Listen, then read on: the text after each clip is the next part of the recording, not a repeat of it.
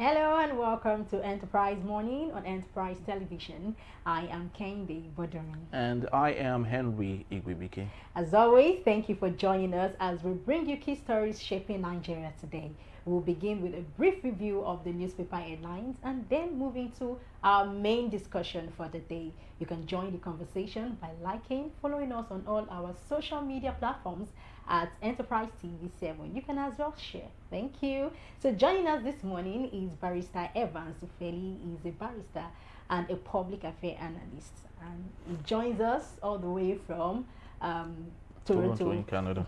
Thank you so very much, Barrister, for your time. Truly appreciate you. Good morning. Beautiful. Good morning, sir. All right, so let's kickstart. Today we have three newspapers. I love to believe we have the Daily Trust, the Vanguard, the Punch, and which other one again? Daily Trust. Okay. Guardian, yes, Vanguard, Guardian, Daily Trust, Vanguard, and the Punch newspaper. But let's kickstart with the Vanguard newspaper for today. We have the big story: Electoral Act harmonization. Reps are under pressure to abandon compulsory e-transmission of results. Okay, on the top strip, we communicate movement of terrorists to security agency, but, and under that we have some riders there, says terrorists can be defeated if discusses massive infrastructure achievements and reviews how state IGR moved from 90 million naira to over 5 billion naira in 30 months. It's actually quite interesting. This governor had always insisted that he can defeat terrorism if Nigeria, gives him what he needs to make that happen. He has always stated that he knows where these people are. He knows family members to these people. Why the Nigerian government would not allow him do what he knows how to do best is another thing. But let's take other stories. 2027, Obi formally declares for ADC, vows to defy ballot rigging. Okay, we have Air Rufai Ribadu Baika over alleged importation of poisonous substance. A very big allegation there, and that's what I guess we'll be talking about when we return. But let's get to other matters. Federal government spends 26 billion on moribund Ajao Okuta Steel Company. Let's get to that, Barrister. Let's get to the historical basis for Ajaokuta itself. History has told us that Ajaokuta was sited there immediately after the Nigerian Biafran Civil War. Originally, it would have been situated in Onitsha, in Anambra State, but because of what happened after the war and the desire of not really investing in that region, it was shifted to Ajaokuta. And today we have a moribund steel rolling company that 26 billion has been invested yet. When do you think we can call a stop to this profligacy? The Ajaokuta issue, I think there's a deliberate attempt not to make it work. Because every time the federal government have expended money to ensure that it comes to life, it never comes to life. It's one of those projects in this country that is used to launder money and milk the country dry. By whoever, I don't know, but just like the turnaround maintenance of our dead refineries, every minister that comes on board, every president that comes on board, continues from where the previous left it off, and it's about spending. These resources never work. Okay, and even when they know that the solution is to privatize it or to have a government-private initiative to make it work, they still won't do it, and they keep filtering resources to that effect, and that is quite very criminal. It's an indictment to the Nigerian government that is not able to put up a steel company to work when we have huge quantity of iron ore. So what we do when we want to build, we import these iron rods, whereas we have the mineral resources. We have one of the biggest plants. Okay, and Ajaokuta is even perhaps one of the biggest plants in the world. Okay, but it has never worked. So it's self-sabotaging. It's a self-inflicted tragedy. Imagine if that company is working in that location in Kogi State. You will see the level of employment it can create, from non-skilled laborers to skilled laborers to private businesses around the facilities and all that. It's going to employ a lot of people. And that would have been a very good one for us. And most importantly, the cost of IO roads will not be very expensive the way it is today. When you are, buying at a very high rates, to ask people who are building now, I mean, they will tell you how these IO roads contribute immensely to the cost of building, and that also impacts on rent, house rent. Yeah.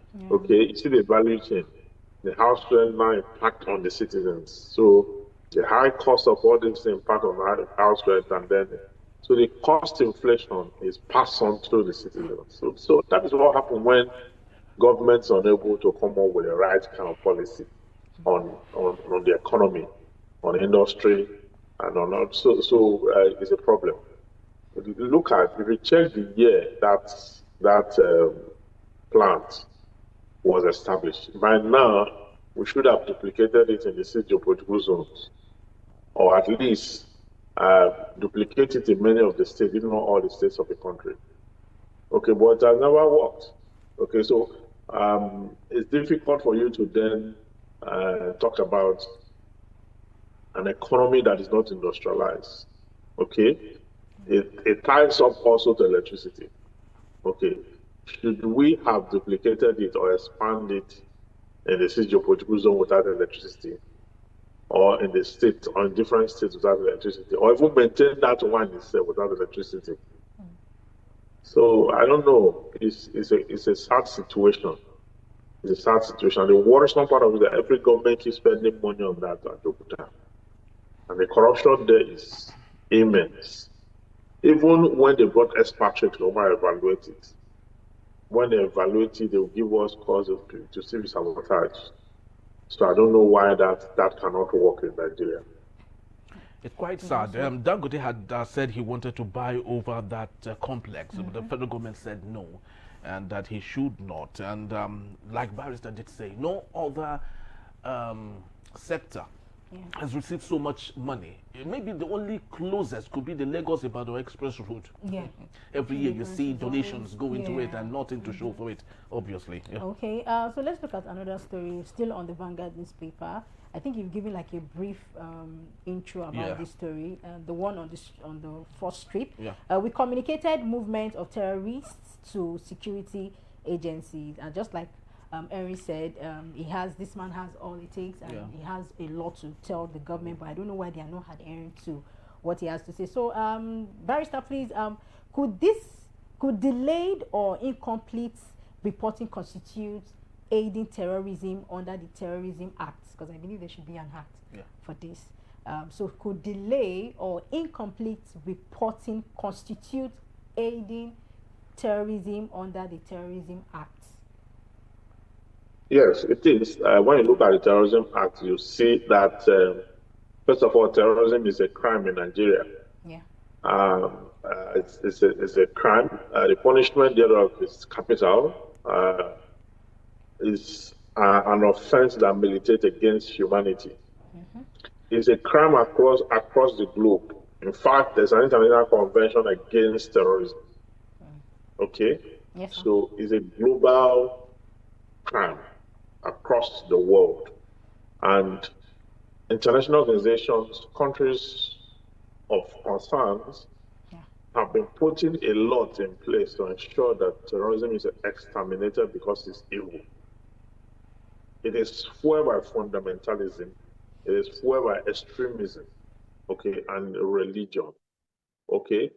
So, not reporting it or a delay in reporting movement, okay, when you're supposed to do so, amounts to contributing to the development of that particular crime, okay.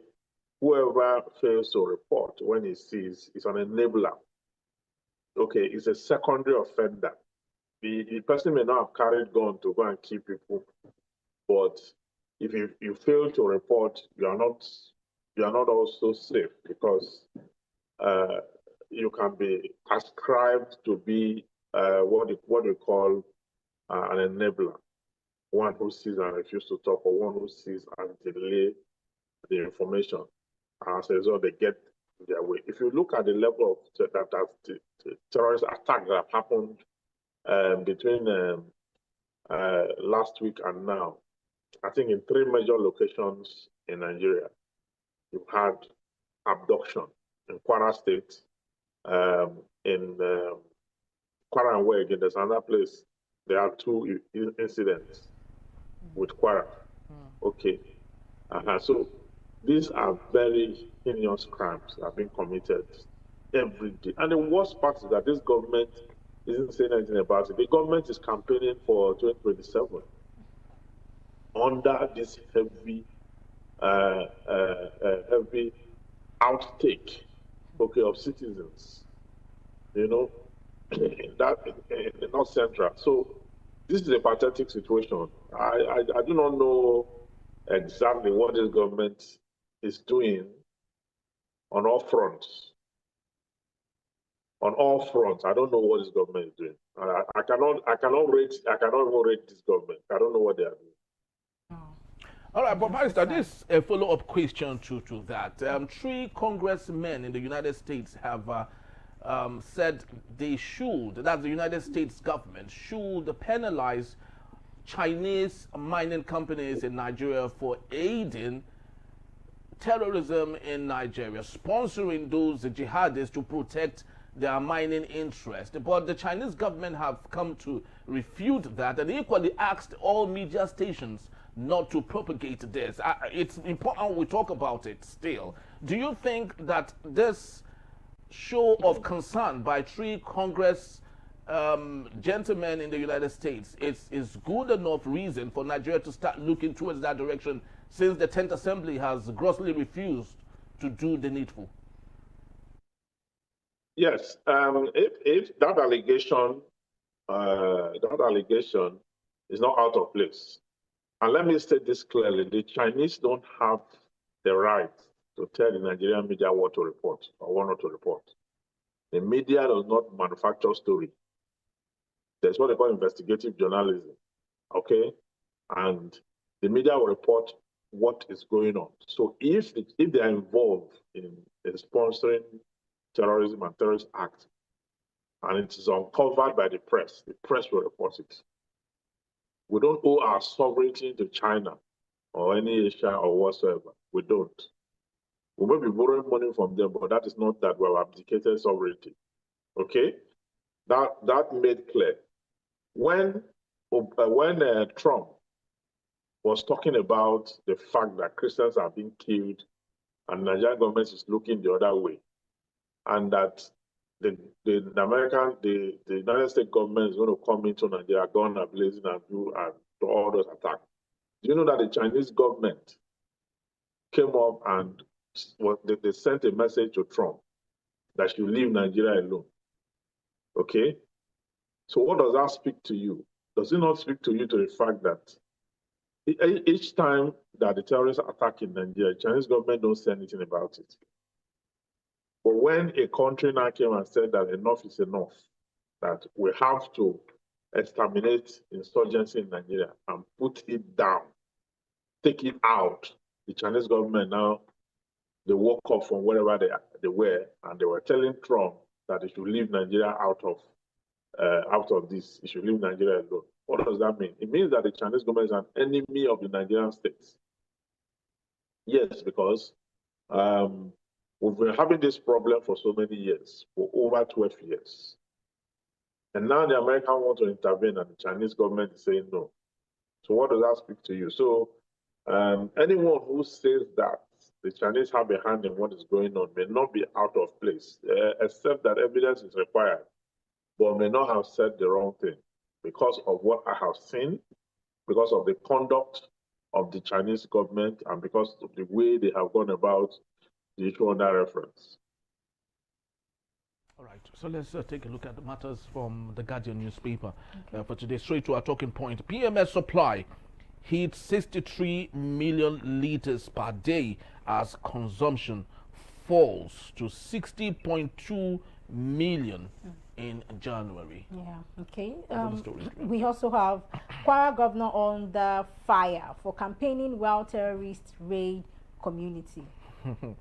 We equally have data shows 10-year capital funding gap in health sector. We have mixed reactions. Trill reported U.S. troops arrival amid fresh attacks.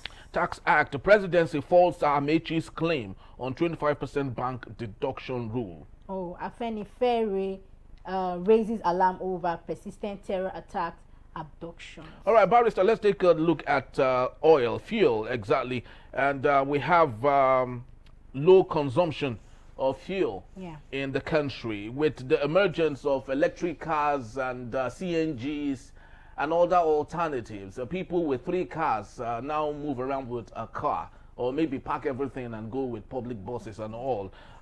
Do you think this would affect our economy in any way? What is the pro and the cons of some of these things?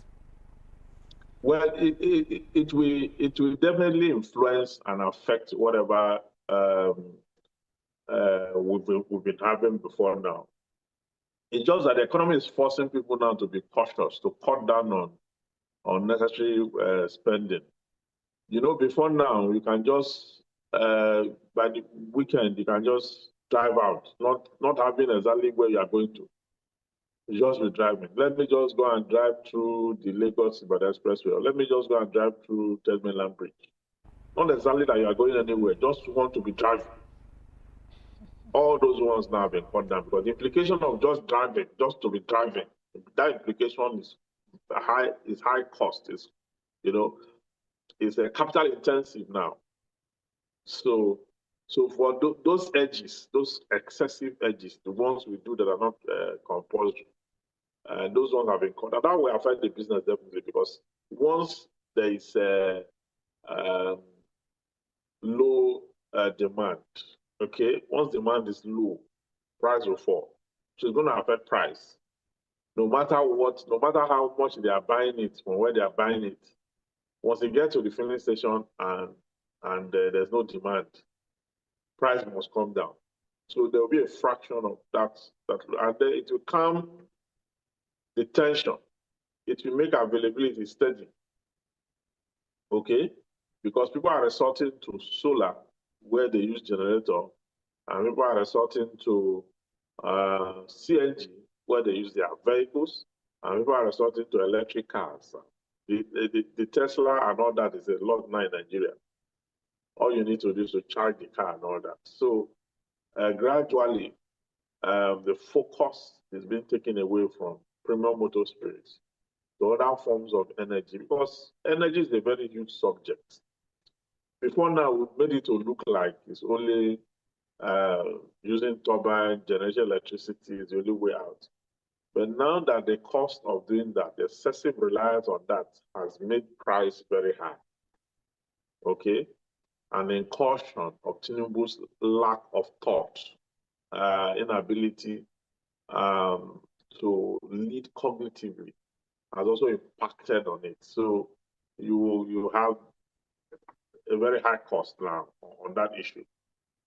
So people have to look for alternative. And the alternative is to ensure that you are able to, use the energy option that is most effective to you. And that's the option a lot of people are going for right now. All right, Barrister, just before we wrap for this particular segment, I'd love you to speak to this, a public interest it is. The president of Angola, Jean-Claude Lourenço, just diversified their economy. Angola is an oil-rich country just like Nigeria. It invested $500 million to 3 tourist locations in the country. What do you think are the lessons for Nigeria? Are we even interested in tourism at all in Nigeria? We have a minister to that effect, but you see, the blueprint is never out there.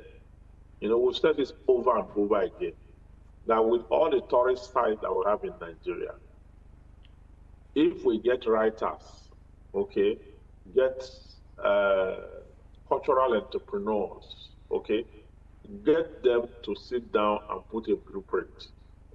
Let these writers write about all our tourist locations in Nigeria with photographs, and we'll have a national tourist website. where we upload all the stories, all the pictures, all the activities going on in those places, put it out there on the internet. Okay? When people want to go for tourist adventures and all that abroad, they go to the internet to look for places that are that have the potentials. So from there, people are able to see what is going on here. But there's no deliberate and intentional attempt to publicize our sites. Okay, a place like Uburukato Ranch, for example, where the weather can change to different frequency and degree in a space of 1 hour. Okay? You will have places like the Bauchi Game Reserve. It's called Zankara, what do you call it? I've forgotten that name. Yeah. The Yankari Game Reserve. Yankari Game Reserve, yeah. Okay? Yes. We have waterfalls in the southwest and the south-south. We have a lot of waterfalls in the southwest and the south-south. We have mangrove forests that are touristic sites. We have different, we have savanna forests, we have different, in one country, we have all vegetations of the world. Okay? Yeah. There are countries where the only thing they have is savanna. Yeah. There are countries where the only thing they have is desert. But in Nigeria, we have even the field land, we have the Guinea savanna, we have the mangrove forest, we have the swamp forest, we have all varieties of ecosystems. Okay? So why is it that, and we have a ministry, why is it that this ministry is unable to come up with a program, a blueprint? Get people who can put pen and paper together to write splendid story about this site and put it out there. When you do that, you have marketed the ecosystem.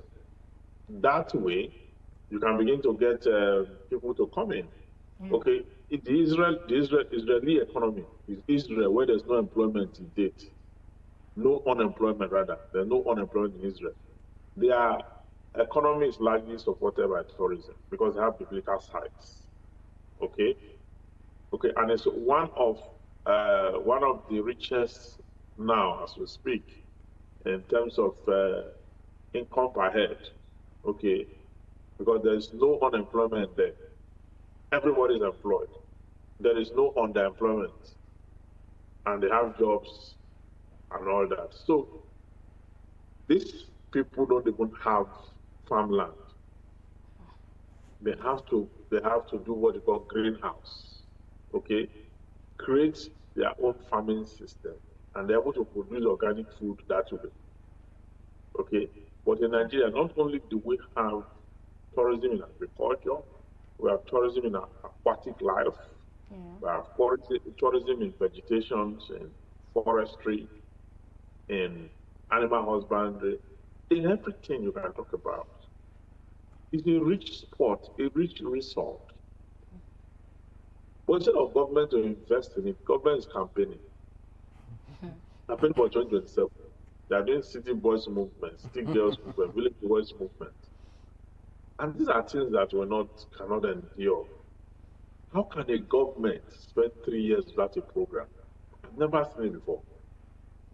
I've seen government in Nigeria that come on board with programs, and the programs will at least they have a program that failed. This one had no program, nothing. There's no program. The only program they have is Lagos Cross River, Lagos Calabar Coastal Highway. That's the only program there. No program, nothing. So when you have a government like that, and midway into the administration, they are campaigning, buying brand new buses. Each of those buses costs over 300 million. Okay? To campaign, to distribute and campaign, even when it's not yet time to do that. Okay? So it is not even about program, not about governance. It has always been about politics, all the way. And politics cannot sustain an economy. It's too expensive an adventure to sustain an economy.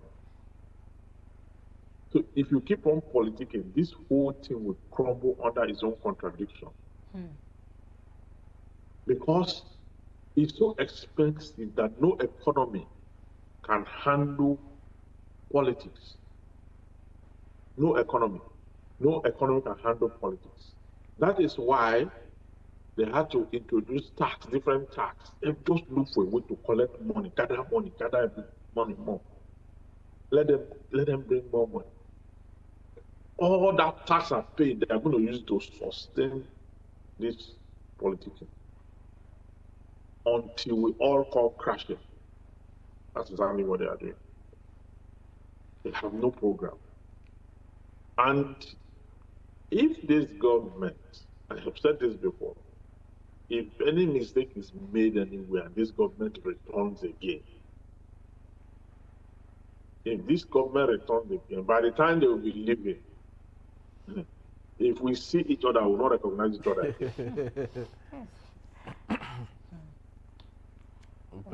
Very true. You know, there's this young man, Edward Wonder. He goes on a bike. You know, he crisscrosses Nigeria, showing the good part of our country, the tourist sites and all. And I have always wondered why this young man had not been singled out to get accolades of the federal government or make him an ambassador. He should even be amongst those that should be listed as ambassador to other countries. But these people do not recognize when they see good things in Nigerians who are willing to push forward the Nigerian brand. You know, it's quite very sad. Yes, and it is disturbing because looking at things now, we would say our Nigerian government right now, presently, they are being distracted. So they are just looking forward to, you know, having the elections done, and that's all. So any other concern is not really like a major concern to them, right? And I feel that Nigeria that has, you know, that our ecosystem is so rich, you know, and I know that other countries, other international countries, they have that feeling that, oh, if they can even lay their hands on it, it's gone, right? And we have it, we are seeing it, and we are seeing it, and we don't have the right placement of how it's going to be managed, just like what Barrister said. And I feel that appointing people, not just ordinary people that are really, really vast in this thing, to, you know, put it in the right place, you know, make it known all over the world. It will be like not just a tourist center, a center that someone want to stay. In fact, you don't want to even leave. We will say, please come and be going. Yes, just like people will say, see Paris and die. When would we ever say, come see Lagos and die? That's metaphorically speaking. I feel we'll be having that very soon. All right. Come visit Lagos. So we sincerely hope it works for us, because if a landlocked country like Rwanda could sponsor the English League and have visit Rwanda there for decades, why can't we see visit Lagos, visit Abuja, visit Enugu, or wherever it is in Nigeria? But because our leaders are more fixated on politics, we would wait and see when this would happen. Well, Barrister will still be here to take us on our main conversation when we return. Niger Delta groups urge Bola Ahmed Tinubu to probe El-Rufai over alleged national security breach. In a Beat Enterprise Morning, it is, don't go anywhere. We'll be right back.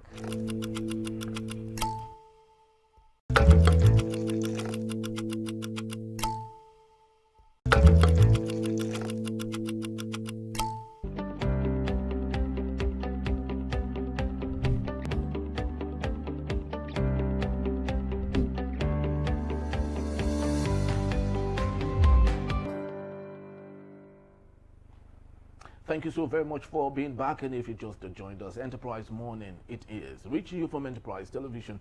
Let's head straight to our conversation for today. Tensions rose after a coalition of Niger Delta groups urged President Bola Ahmed Tinubu to order an immediate investigation into former Kaduna State Governor Nasser El-Rufai over alleged comments suggesting a national security breach. The coalition claimed El-Rufai stated in a television interview that someone tapped the phone of Nigeria's National Security Advisor, Nuhu Ribadu, and allowed him to listen to the private conversation. Very true. The groups described the claim as deeply troubling, arguing that any unauthorized interception involving the NSA's office would constitute a serious criminal offense and threaten Nigeria's security framework. They stressed that the NSA coordinates intelligence and protects the country from internal and external threats, warning that compromised communications could endanger national stability and sovereignty. Let's get talking. Barrister Evans Ofeli is still here with us. Barrister, thank you so very much for hanging on. Yeah, very well. All right. So let's get talking on this very sensitive matter. It's all over the place right now. You remember the threat on the importation of a 10 gram, I would love to believe, of a poisonous substance, according to El Rufai, that Ribadu had said. So let's talk about this in a broader spectrum. I would love you to have your say. Do you think the Niger Delta group asking for the discipline of Nuhu Ribadu is right? What does the law say about persons, tapping into other person's conversation? Well, Section 37 of the 1999 Constitution actually creates a situation where phone lines of individuals, families, or institutions are supposed to be exclusive to them. Okay? And any attempt to pry into those conversations, will amount to an offense by law. Okay? And so when Ribadu said that, when El Rufai said that will amount to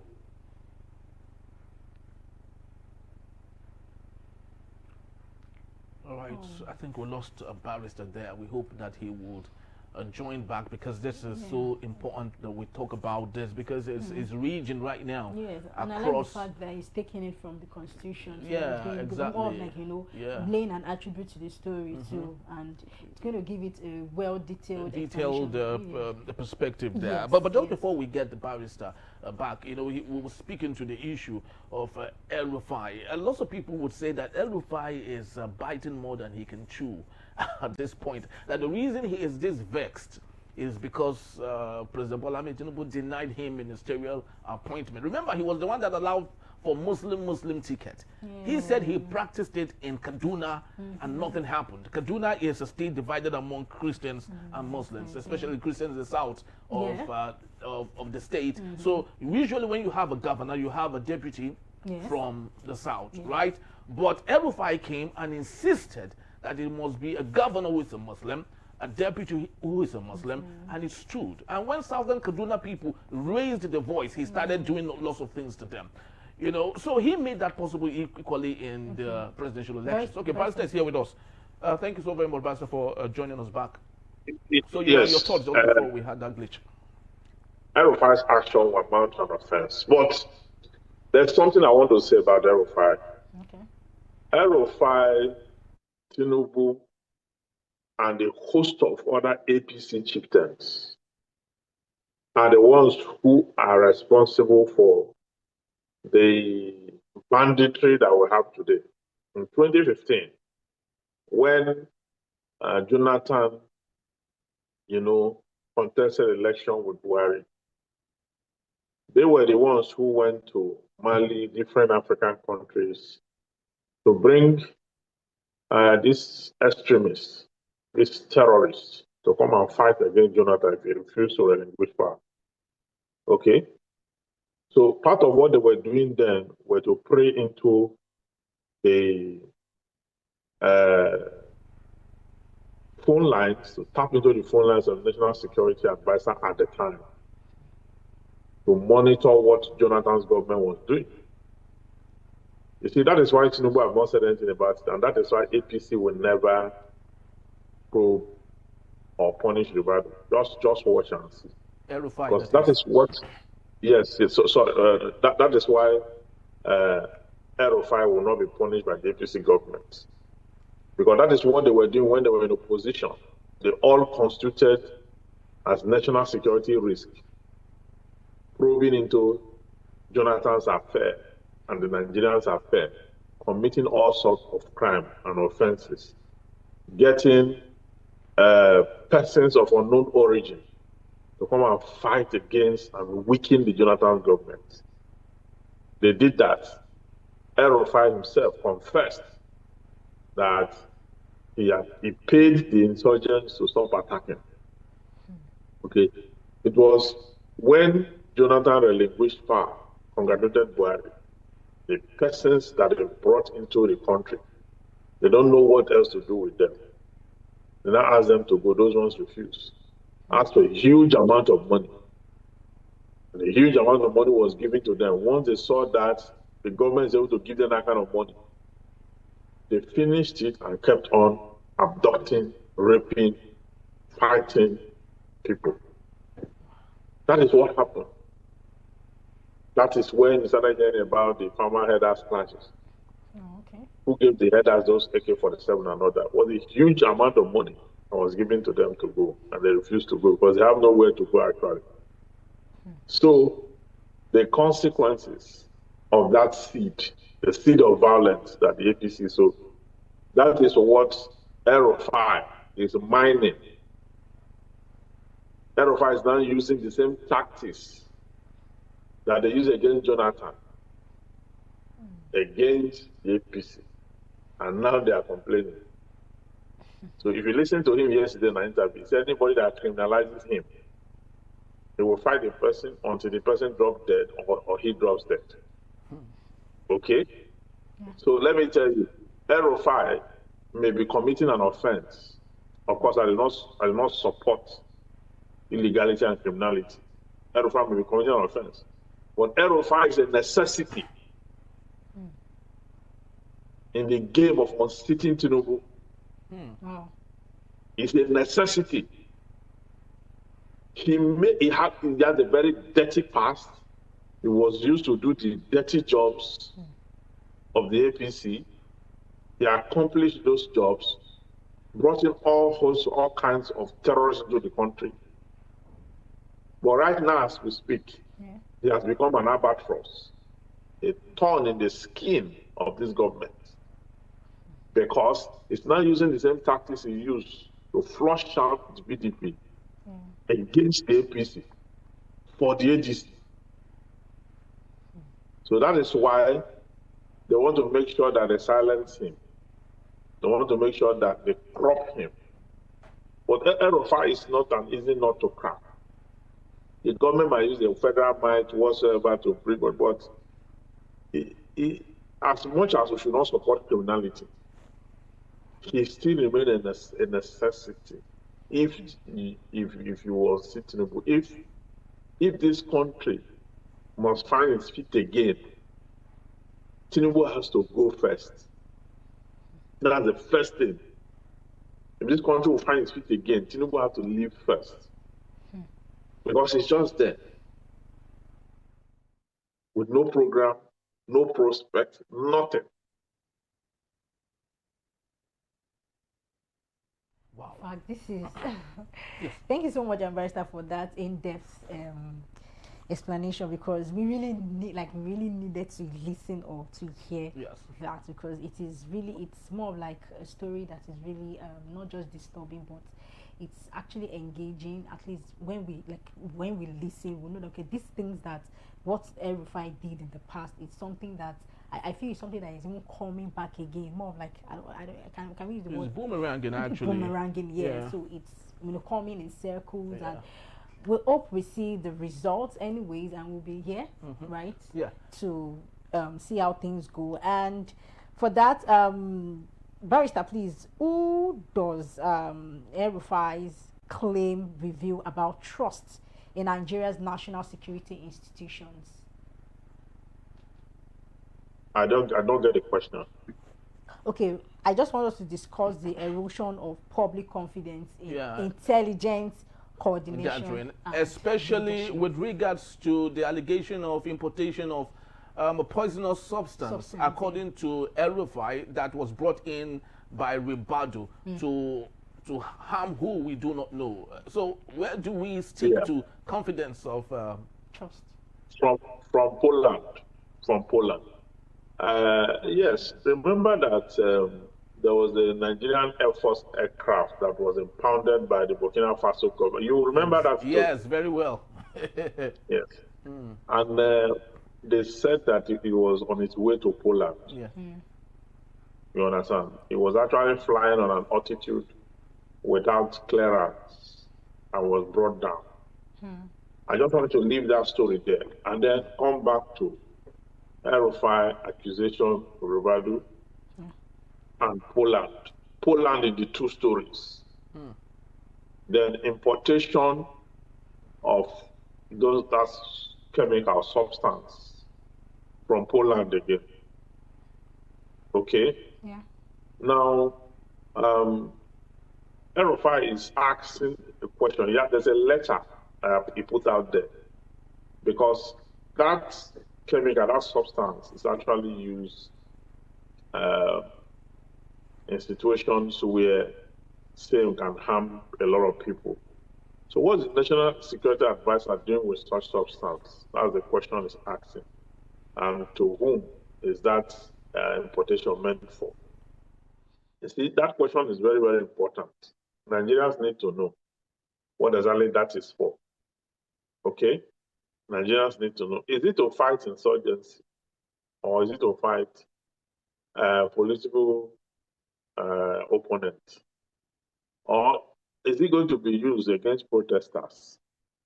Or who exactly is that still meant for? And that purchase, was it budgeted for? Was it appropriated? Okay, those are questions that El-Rufai is asking. And as a citizen, he has every right under the Freedom of Information Act to ask and get clarification as to why those substances were imported. As we speak now, we cannot really tell the purpose until the National Security Advisor responds. Okay? It is when he responds that we will not know exactly what it is meant for. Because these politicians, they know themselves. When you see El-Rufai asking those questions, El-Rufai knows exactly what that is meant for. He knows. But he wants the government to come up and tell the public that this is what they are doing. Is it a contribution to national growth? Is it to ward off the attacks from enemies? Is it for the propagation of the Nigerian economy? How? Is it for the general good of all? How? So those are questions that this government need to answer. Nobody will answer it for them. They need to answer it for themselves. And so let them come out and tell the public that it's a good place to start. We learned that you brought this in. We heard it in this conversation. You brought this in. What is it meant for? By the Freedom of Information Act, every Nigerian has the right to act and get clarification as to what that thing is meant for.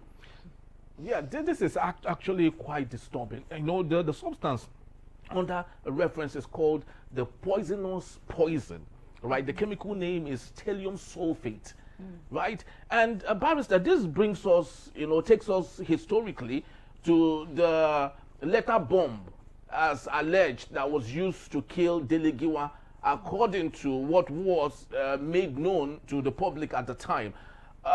Do you see us repeating the same dangerous going against one another simply because we want to safeguard and protect our interest? Yeah, that's what I'm saying. Now I'm saying until the federal government comes out to tell us the reason, what it's meant for, they will need to tell the public what that thing is meant for, because it couldn't have been brought in just for fun. That's why I said, is it against political enemies? Is it for the promotion of the Nigerian economy? How? Is it for the general good of society? Because people who are poor, in a country where you have, everybody's poor right now in Nigeria, as far as I'm concerned. In a country where everybody is poor, is a priority chemical substance? That's a question. Is it for politics? Is it for the economy? Is it for what exactly? So the National Security Advisor is in a better place to tell us why that reportation was made, to whom, for whom, against whom, and all that, or what for. So sorry Yes. to interject there. In a situation where the NSA had denied ever getting involved in that, and equally asked El-Rufai to provide evidence to show that that was even procured in the first place, don't you think this is a dead end already? But there's a telephone conversation to the fact, according to him. Okay. Is that not what is linked to the telephone conversation? Yeah. Is it not the same story, right? Yes. There's a telephone conversation to that effect. Okay. So, except the government don't want to divulge the information, but there's a need to do that. You see, the same thing this government did to the Jonathan government is what El-Rufai is doing. El-Rufai has said that they made Tinubu the president. And they made Tinubu the president, and the things that they did, they know what they did to make him president. It's not only El-Rufai that said that, even the late Onokpasa. Onokpasa, yes. Yes. Also Our said, very good friend. so they made him the president, and they know exactly what they did to make him the president. So it is that wood that El-Rufai is trying to pull out from their legs, so that they can all come crashing. That is why I said that El-Rufai may have been used to do dirty jobs, may have been involved in very dirty activities and criminal activities. I do not condone that. I do not support that. But what I know is that El-Rufai is a necessity. El-Rufai knows what they know. It's not P2B. P2B may have overwhelming support and this and that. But you need an El-Rufai with a shrewd mind, okay, to confront evil. The deep collect into the deep. You cannot unseat Tinubu with the Peter Obi's approach, or with the approach of civility, and you need a huge chunk of animalistic propensity, which El-Rufai typifies, which El-Rufai is an embodiment of.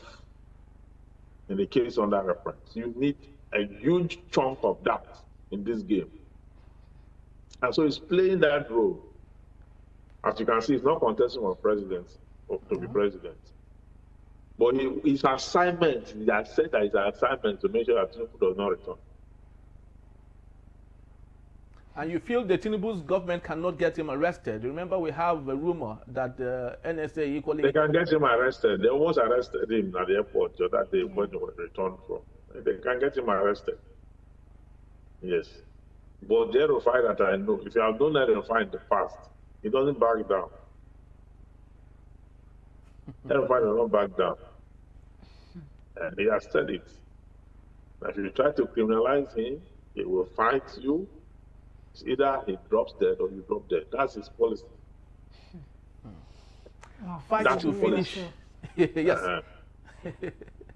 Fight to finish in Nigeria. And whilst this is going on, Nigerians are still asking the very important question: where is our leaders? What are they doing for us? Is life better for us? It's quite sad, during the protest in Abuja.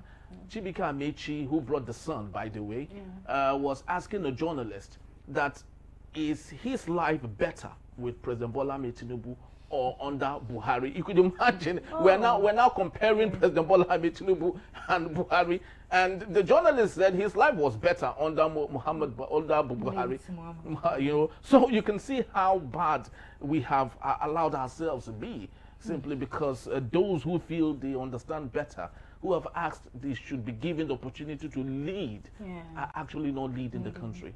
Quite bad. Oh, you can say that over and over again. Yes. Thank you so very much, Barrister, for your time. We truly do appreciate your insight and our conversation today. Thank you, sir. And that's our time. We'd love to say thank you to you wherever it is you've streamed from around the world. We say thank you. Please do well to visit us. You can find us at enterprisetvnews.com to read more on everything we've talked about, and equally slide to our social media handle at Enterprise TV7 to download what you have just seen and share with your friends and folks, and equally leave your comments right there so we can equally know what you think about our conversation today. My name is Henry Gwebike. And my name is Kehinde Boduru. Have yourself a splendid weekday, and God bless you. God bless Nigeria. Bye. Bye-bye.